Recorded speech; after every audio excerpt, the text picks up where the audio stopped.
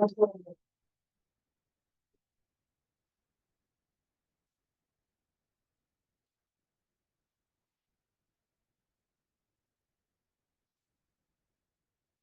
कहानी यहाँ तक पहुंच गई है कि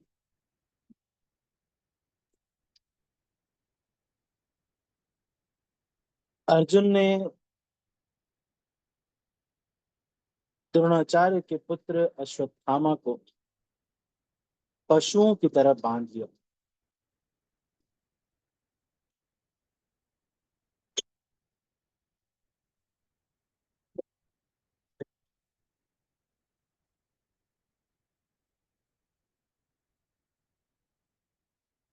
और उसको सेना के पड़ाव की ओर ले जा रहे थे।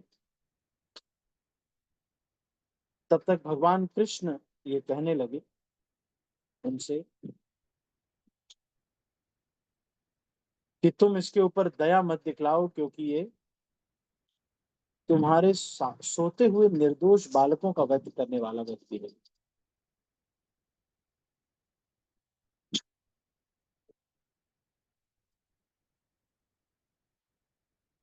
फिर एक सिद्धांत भगवान देते हैं कि मत्तम प्रमत्तम उन्मत्तम सुप्तम बालम स्त्रियम जड्यम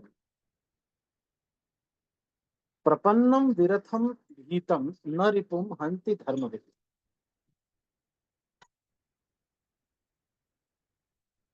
जो मनुष्य धर्म के सिद्धांतों को जानता है वह ऐसे शत्रु का वध नहीं करता जो असावधान, नशे में उन्मत्त, पागल, सोया हुआ, डरा हुआ या रथ विहीन हो।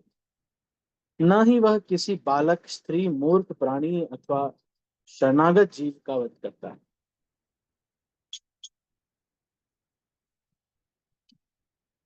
तो ये हमने कर लिया। 37वें श्लोक से आगे की चर्चा हम करें। स्वप्राणान यह पर प्राणै प्रपुष्णात्यघृणः खलः तद्विधस्तस्य हे श्रेयो यद्योषाद्यातयधः पुमान्।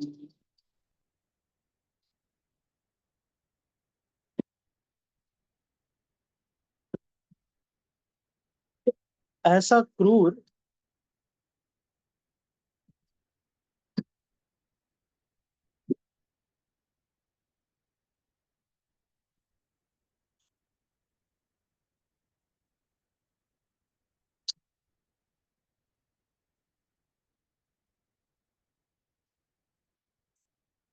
तथा दुष्ट व्यक्ति जो दूसरों के प्राणों की बलि पर पलता है,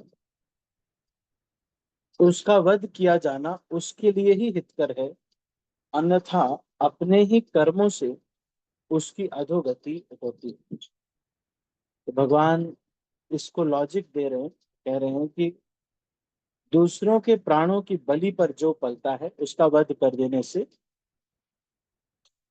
उसके लिए ही फायदा होता है।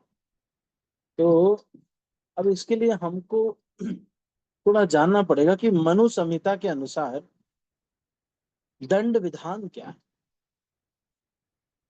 जैसे कि जो कोई व्यक्ति चोरी करता है तो उसका दंड विधान है कि चोरी करने वाले को हाथ काट दिया जाए।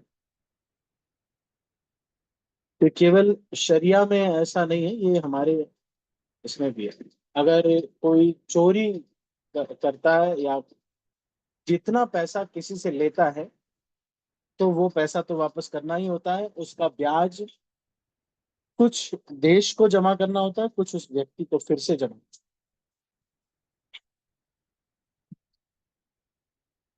इस प्रकार से जो दंड विधान है ये क्या है? दंड विधान ये है कि राज, जो ये समाज है, इसमें इस प्रकार का दंड विधान जब यहीं पर ही किसी को कष्ट दे दिया जाता है तो उसका ड्यूरेशन नहीं बढ़ता है। जैसे किसी ने किसी का मर्डर किया तो यहीं पर अगर उसका मर्डर हो जाता है तो अगर जितना समय उसका दूरी बढ़ती जाती है उस पनिशमेंट की,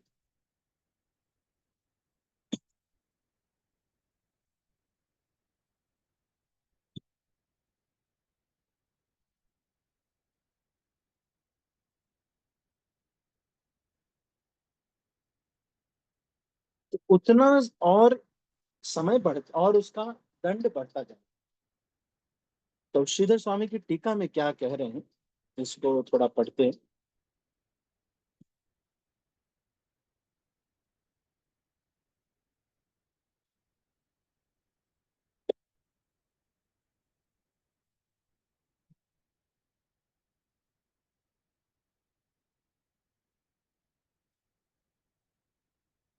तो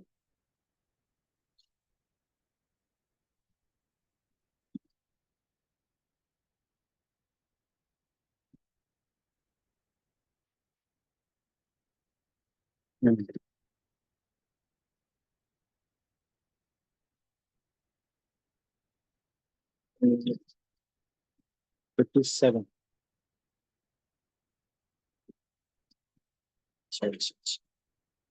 ये थोड़ा सा पीछे है इसमें अभी।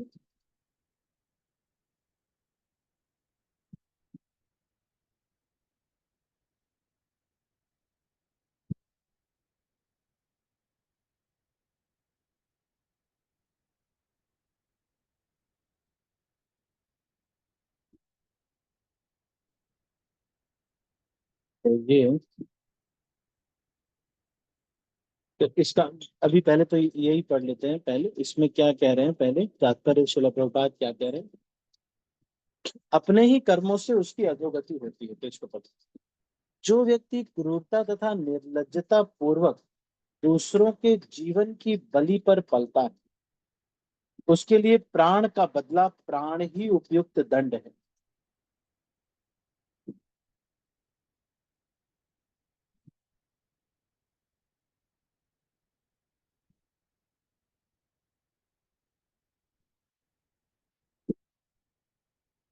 राजनीतिक नैतिकता का तकाजा है कि क्रूर व्यक्ति को नरक जाने से बचाने के लिए उसे प्राण दंड दिया जाए। यदि शासन किसी हत्यारे को प्राण दंड देता है तो अपराधी के लिए यह अच्छा होता है, क्योंकि उसे अगले जन्म में इस हत्या कर्म के लिए फल भोगना नहीं पड़ेगा। ऐसा प्राण दंड उस हत्यारे के लिए न्यूनतम संभव दंड है।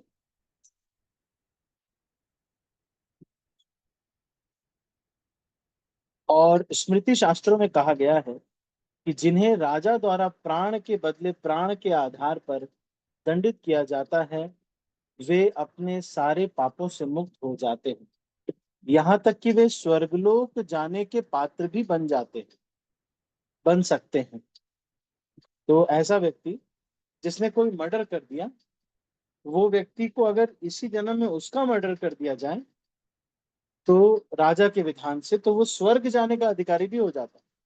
मतलब उसके जो नरक में जाना था, उसका पाप जो था वो खत्म हो जाता। नागरिक संहिता तथा धार्मिक सिद्धांतों के महान रचनाकार मनु के अनुसार पशु के मारने वाले तक को हत्यारा समझना चाहिए, क्योंकि पशु मांस कभी भी सभ्य मनुष्य का भक्ष्य नहीं होता। सभ्य मनुष्य का मुख्य कर्तव्य तो भगवत धाम वापस जाने के लिए अपने आप को योग्य बनाना है। उनका कहना है कि पशुओं के वध के पीछे पापी गिरोहों का नियत षड्यंत्र रहता है, अतः वे उसकी उसी प्रकार दंडनीय है जिस प्रकार षड्यंत्रकारी गिरोह जो सामूहिक रूप से किसी मनुष्य की हत्या करते हैं। तो यहाँ पे बहुत बड़ी बात कह रहे हैं श्रील प्रभुपाद। ये कह रहे हैं कि जैसे मान लीजिए एक चेन कोई चलाता है,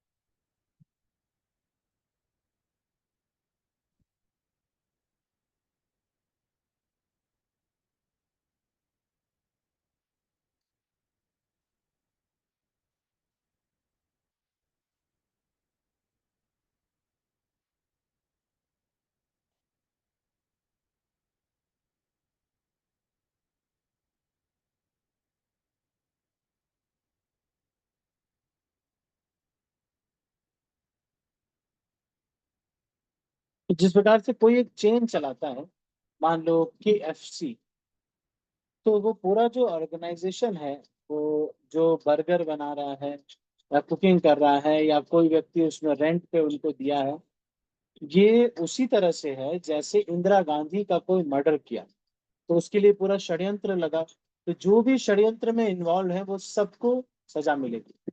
उसी प्रकार से एक मुर्गी को मारने के लिए जब कोई केएफसी खोलता है तो वो सारे लोगों को मनु संहिता के अनुसार एक षड्यंत्रकारी व्यक्ति के रूप में, मान लीजिए कोई व्यक्ति है जो कि केएफसी में पोछा लगाता है,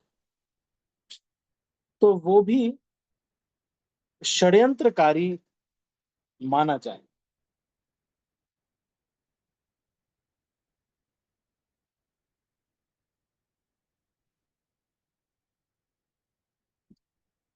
तो अब कितना जघन्य ये पाप है। मान लीजिए कोई व्यक्ति है जिसने केवल किराए पे एक अपना रूम दिया कि वो व्यक्ति वहां पे ये बेच सके, अपना सामान बेच सके, मांस से रिलेटेड जो भी सामान।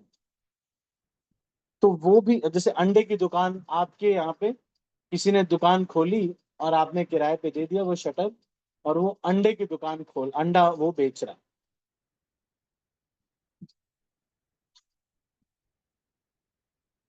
तो वो जो अंडा बेच रहा है, अब आपको क्या होगा उससे?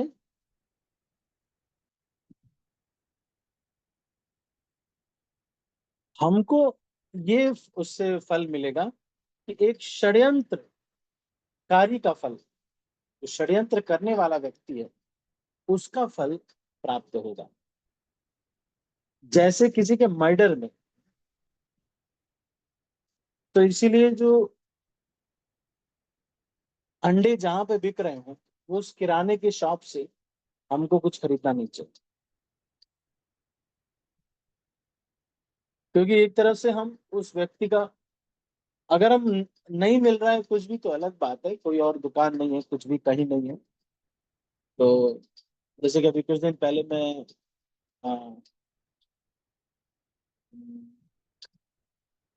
साउथ इंडिया में एक स्थान पर था, तो वहां पर मुझे थोड़ा सा एसिडिटी की प्रॉब्लम हो रही थी इस समय, तो मैंने फिर मैं निकला, मतलब कोई ऐसा ऐसा एरिया था वहां पे। खैर उसके उस समय तो दुकानें बंद थी, तो उन्होंने अपने घर से मुझे थोड़ा ठंडा दूध दिया ताकि आप, मतलब जनरल पब्लिक था, मैं नहीं जानता हूँ उनको।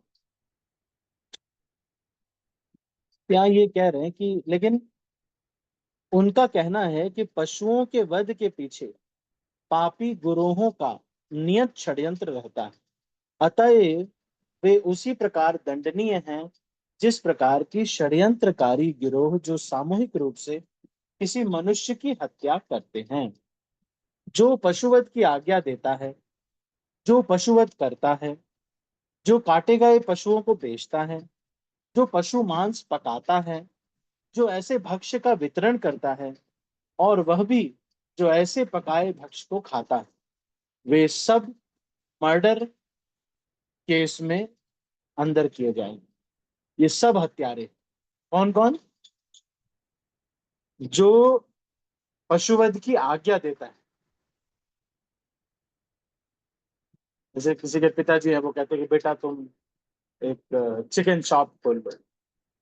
जो पशुवध करता है, अब जो बेटे ने काटा वो, अब वहां से ले जा करके कुछ लोग ऐसे करते हैं कि वहां से ले जाते हैं, फिर उसको केएफसी या अपने बिरयानी में यूज करते हैं या कहीं पर यूज करते हैं। तो जो बेचता है वो भी, फिर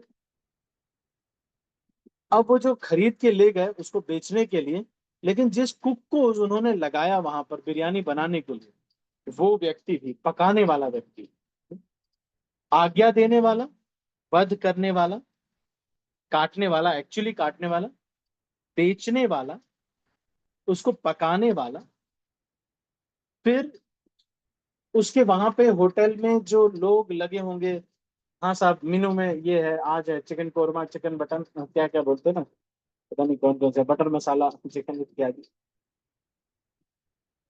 तो जो वितरण कर रहा है वह भी, और जो खा रहा है वो भी, तो छह के छह लोग मर्डर ही समझा जाएगा, और वे सभी प्रकृति के नियमों द्वारा दंडित। चाहे कोई कितनी ही वैज्ञानिक प्रगति क्यों न कर ले, वह जीव को उत्पन्न नहीं कर सकता। अतएव मनमानी करके किसी जीव का वध करने का किसी को भी अधिकार नहीं है। पशु भक्षकों के लिए शास्त्रों में सीमित पशु यज्ञों की अनुमति है, और ऐसी अनुमति भी कसाई घरों के खोलने पर प्रतिबंध लगाने के लिए है, न कि पशुवध को प्रोत्साहित करने के लिए। शास्त्रों में जिस विधि के अंतर्गत पशु यज्ञ की अनुमति दी गई है, वह बलि किए जाने वाले पशुओं तथा पशु भक्षकों दोनों ही के हित में है। तो अगर मान लो किसी को कोई इच्छा है, तो शास्त्रों के अनुसार इसको करना चाहिए। इसीलिए वेदों में, हमारे ही धार्मिक ग्रंथों में बहुत ही गलत गलत चीजों को करने का भी तरीका बताया गया है। बहुत ही गलत चीजें, वो ये कह सकता है, जैसे कि एक काम शास्त्र के ऊपर बुक है, तो काम शास्त्र बुक, कोई ये कह सकता है कि प्रभु जी मतलब अब ये भी करने के लिए मतलब बताया गया है। और जो लिखने वाले हैं उसको महर्षि वात्स्यायन, जो कि बाल ब्रह्मचारी है। तो और ये दिव्य ज्ञान, मतलब ये दिव्य ज्ञान इस तरह से है कि भगवान ये कह रहे हैं कि संतान उत्पत्ति करने के लिए, और भगवान ये कह रहे हैं कि धर्म अविरुद्धो भूतेषु कामोस्मि भरतर्षभ। जो धर्म के विरुद्ध नहीं है, वो काम मैं हूं, मतलब विवाह करके लेजिटिमेट शादी करके अपनी पत्नी से संग करना, ये क्या है, ये लेजिटिमेट जो है फिजिकल रिलेशनशिप, ये सही है। तो लेकिन उसको ऐसी ऐसी चीजों को, इच्छाओं को भी पूर्ति करने का क्या है, उसके लिए शास्त्रों में वर्णन दिया गया। मांस खाने की किसी की इच्छा, इसका मतलब ये है कि ये ऐसी चीजें हैं जो कि एक स्वाभाविक वेग आ सकता है किसी के अंदर पिछले कर्म बीजों की वजह से। कोई कोई व्यक्ति को ना बहुत जीव का बहुत लोलुप होता है, तो उनके लिए स्पेशली बनाया गया है। तो ठीक है, आप मांस खाना चाहते हैं तो इस तरह से यज्ञ कीजिए, कुछ भाग बांटिए, कुछ भाग ऐसे करिए, जब आप काटिए तो ये मंत्र करिए, बनाते समय ये मंत्र बोलिए, इस तरह से काली देवी को भोग लगाइए, या फिर जो भी इस तरह से अर्पित कीजिए। अमावस्या का दिन होना चाहिए। फिर उसको ऐसा तरीका बनाया गया है जिससे एक व्यक्ति की इच्छा पूर्ति भी हो जाए और वो धीरे धीरे आध्यात्मिक स्तर में आगे भी बढ़े। ऐसा नहीं कि बस वो इच्छा पूर्ति हो गई, वो रह गया। तो यहाँ पर भक्षकों दोनों ही के हित में, यह पशु के हित में यूं है क्योंकि बलि होने वाला पशु वेदी में बलि होते ही मनुष्य योनि प्राप्त कर लेता है, और पशु भक्षक भी स्थूल पापों से बच जाता है।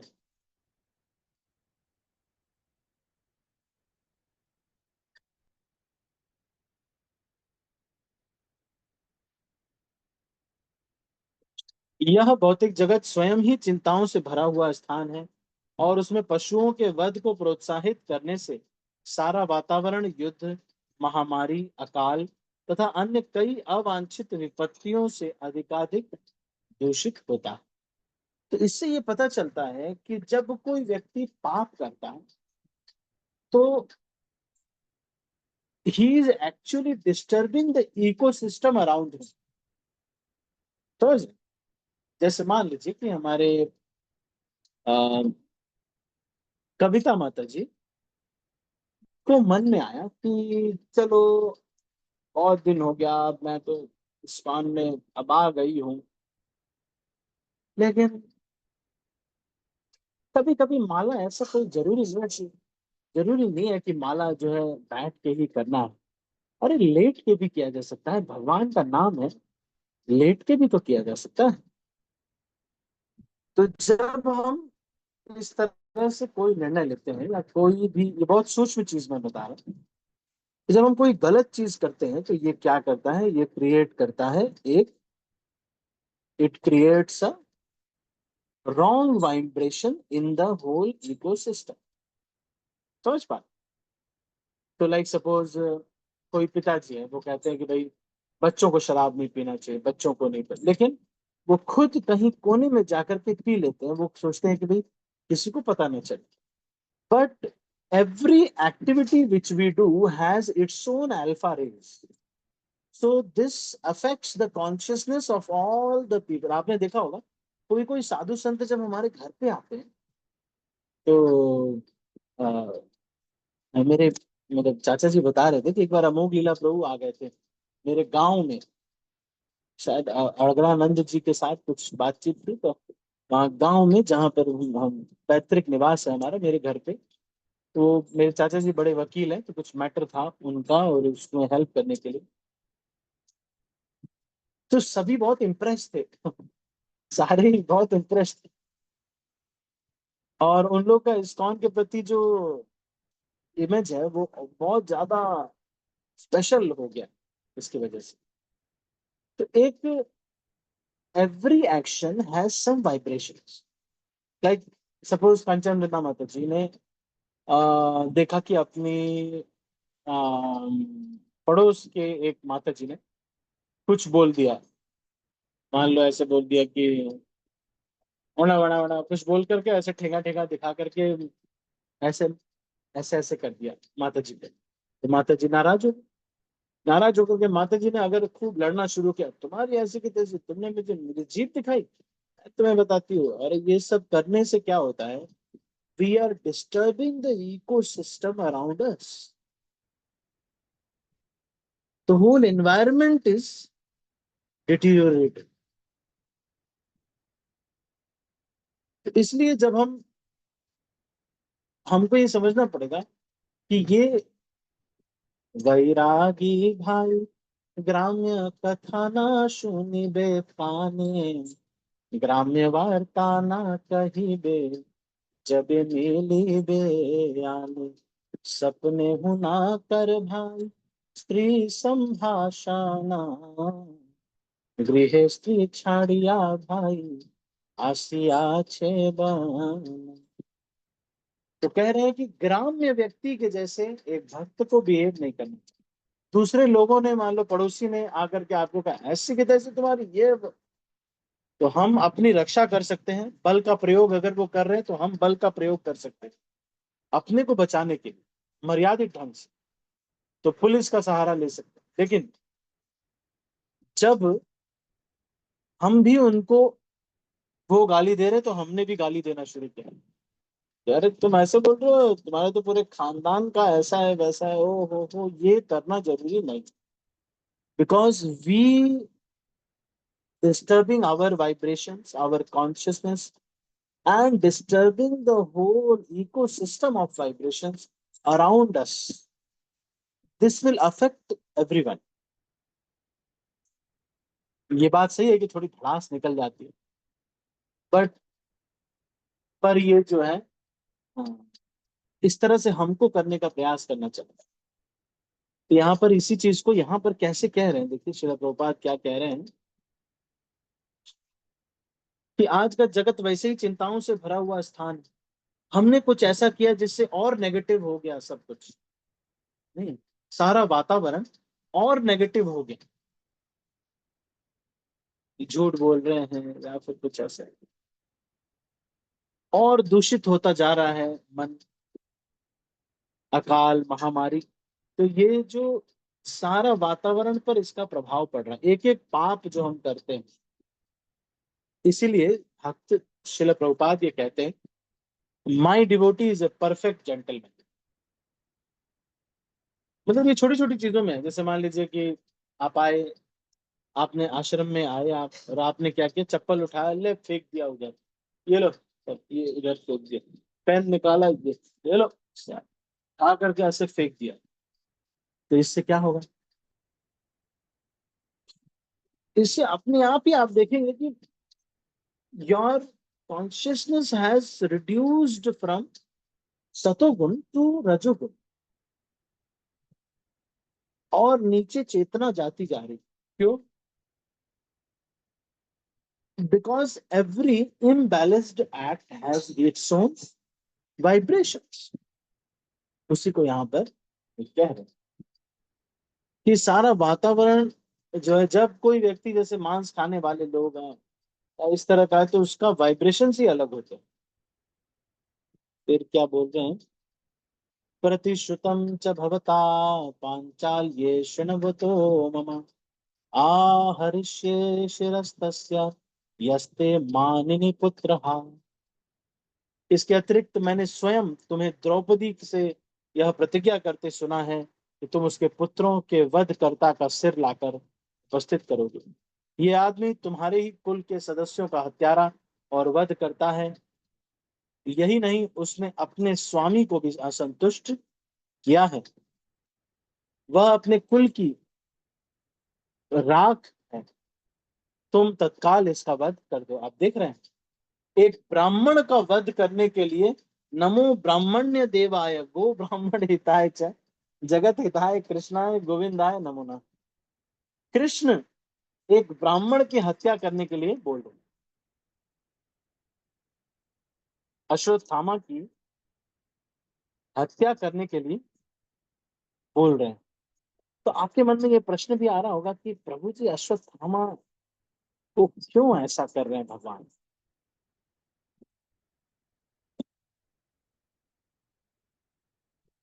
तो इसके लिए हम चलते हैं श्रीधर स्वामी की जो टीका है उसमें हम चलते हैं।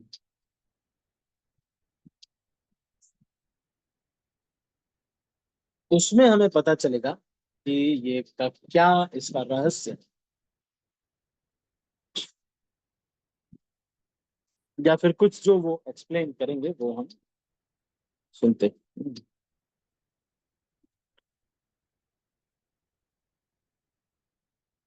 तो क्या कह रहे हैं श्रीधर स्वामी। हाँ।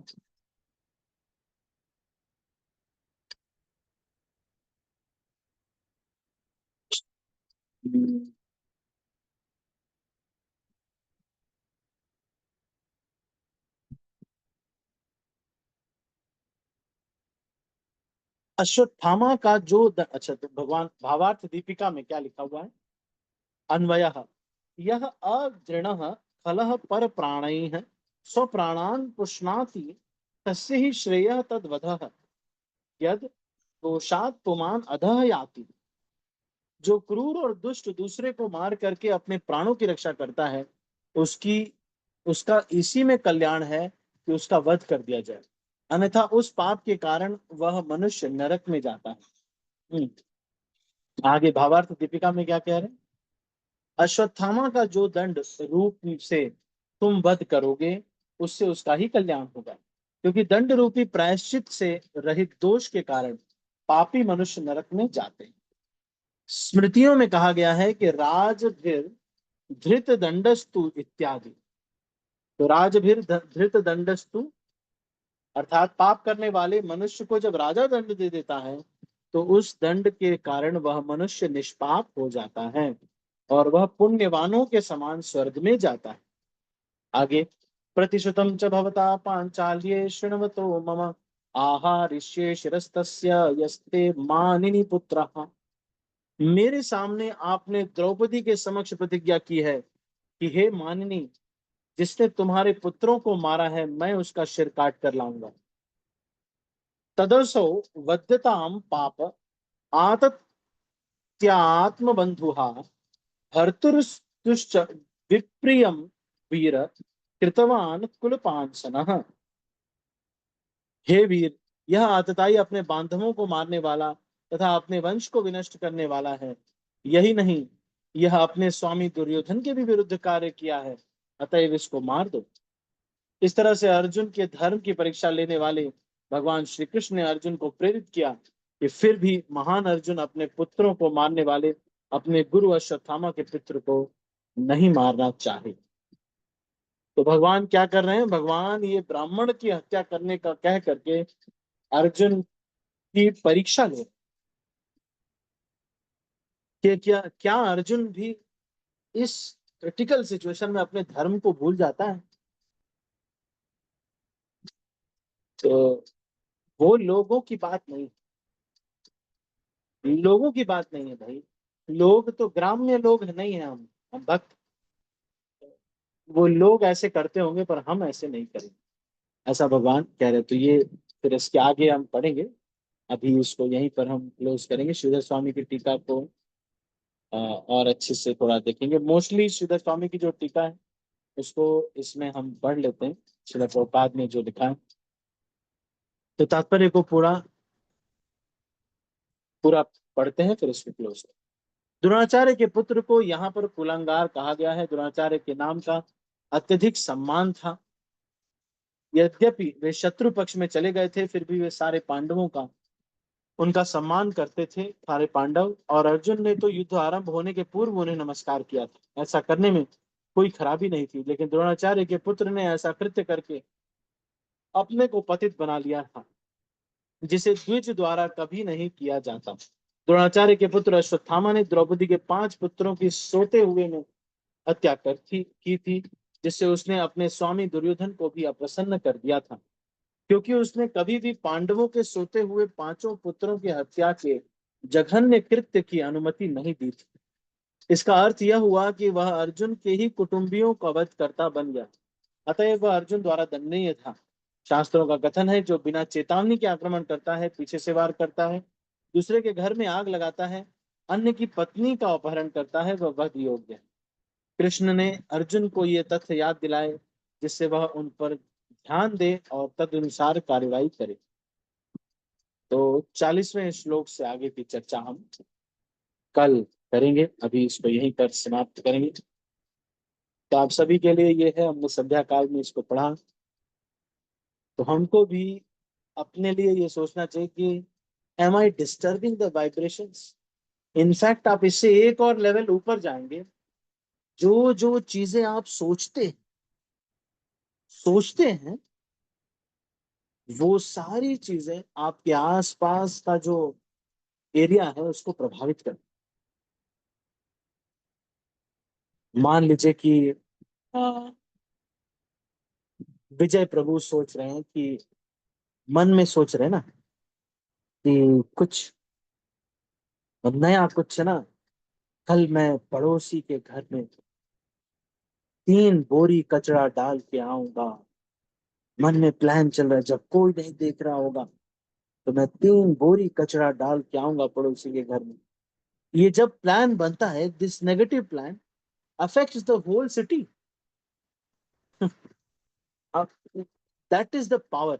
इस तरह से अ, ऐसा कहा जाता है, पर ये कहाँ लिखा है ये मुझे नहीं पता है। श्रील प्रभुपाद कहते हैं या फिर ये, लेकिन ये मैंने सुना है कि we are able to preach Krishna consciousness now. अभी हम कृष्ण भावना का प्रचार कर पा रहे हैं, प्रैक्टिस कर पा रहे हैं, माला कर पा रहे हैं, भक्ति कर पा रहे हैं, जूम पे क्लास हो पा रही है। This is all because of the chanting of Gaur Kishore Das Baba ji Maharaj. यदि गौर किशोर दास बाबा जी महाराज ने चैंटिंग न की होती हरे कृष्ण महामंत्र की, तो इस धरती पे इस समय प्रचार करने में बहुत दिक्कत आती। तो उस समय जब करके वो बंगाल में जब करके पूरी पृथ्वी का वाइब्रेशन को चेंज कर रहे हैं। तो ये हमको जब हम कोई नेगेटिव चीज सोचते भी हैं किसी के बारे में या कुछ भी, मन में आने पर it affects the consciousness of others also. छोटा बच्चा है आपका, आप हमेशा ये सोच रहे हैं, आप देखेंगे एक, मतलब हमेशा माँ है लेकिन वो हमेशा सोच रही है यही कि सासू को कैसे पीटे, सासू की पिटाई कैसे होगी, सास की पिटाई करनी है मुझे, मेरी सास की जब तक अच्छे से पिटाई नहीं होगी। तो बच्चा अपने आप जो उनके गर्भ में है, वो बच्चा अपने आप उसामा बिन लादेन बने, खुद ही आतंकवादी बच्चा पैदा होगा। ये कैसे होगा? All because of the power of mind, the power of intentions, the power of the vibrations of all negative things. It affects the consciousness of the whole ecosystem. इसीलिए हम सब भक्तों को किसी के भी प्रति एप्रीहेंशन नहीं बनाना चाहिए, बुरा कुछ नहीं सोचना। अब मान लो किसी ने गलत किया भी, तो भी उसके बारे में नहीं सोचना चाहिए। जैसे युधिष्ठिर महाराज, युधिष्ठिर महाराज दुर्योधन को सुयोधन बुलाते थे। कब तक? अभिमन्यु का मर्डर करने के बावजूद भी सुयोधन ही बुला रहे। बहुत बड़ी बात है, दुर्योधन नहीं बुलाते। विजय ब्रो कुछ कहना चाहते हैं?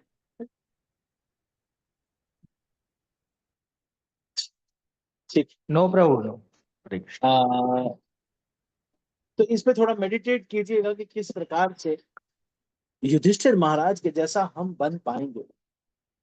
No negatives through our actions, no negatives in thoughts, not at all. लोग कर रहे हैं, it is all their behaviours, what has gone wrong with them we don't know, but this person is actually good with some people, but he's not good with me, so I can't conclude that this person is bad. He is good to too many people, but not to me. That means I may also have some problem, environment may have some problem, situation may have some problem, the location may have some problem. There are so many things which can inculcate in the heart of a person who is doing something negative. Hence, we should not blame the monopoly of a wrong to one person. मतलब कि जैसे मान लीजिए आशा आर्या माता जी ने अनीता माता जी को कहा कि माता जी हम को तो मेरी चैंटिंग आपसे अच्छी है, आपसे बहुत अच्छी है मेरी चैंटिंग। तो अब ये जो दिस जो क्लैश, ये एक चीज आने के पीछे, ये कहने के पीछे बहुत सारी चीजें हुई होंगी, बहुत सारी। उसमें से आशा आर्य माता जी का जो ये एक्शन है, ये बहुत ही छोटा कण है।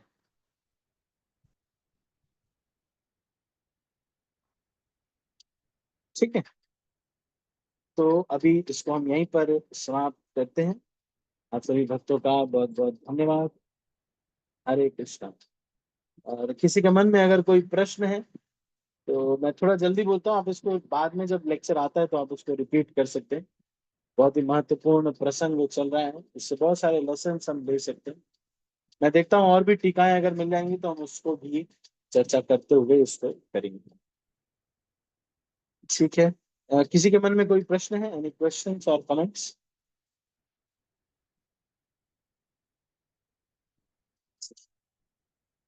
तो इसको अभी यहीं पर हम समाप्त करते हैं। आप सभी भक्तों का बहुत बहुत धन्यवाद। हरे कृष्णा। मैं सब भक्तों को अनम्यूट कर रहा हूँ और इस मीटिंग को क्लोज कर रहा हूँ। श्रील प्रभुपाद की जय, गौर भक्त वृंद की जय, ताई गॉड के वंदे। हरे कृष्णा प्रभु जी, हरे शाश्वत कृष्णा धन्यवाद। प्रभु जी, दंडवत प्रणाम। हरे कृष्ण प्रभु जी, दंडवत प्रणाम। हरे कृष्णा प्रभु जी, दंडवत प्रणाम। हरे कृष्ण प्रभु जी, दंडवत प्रणाम। प्रणाम प्रभु जी।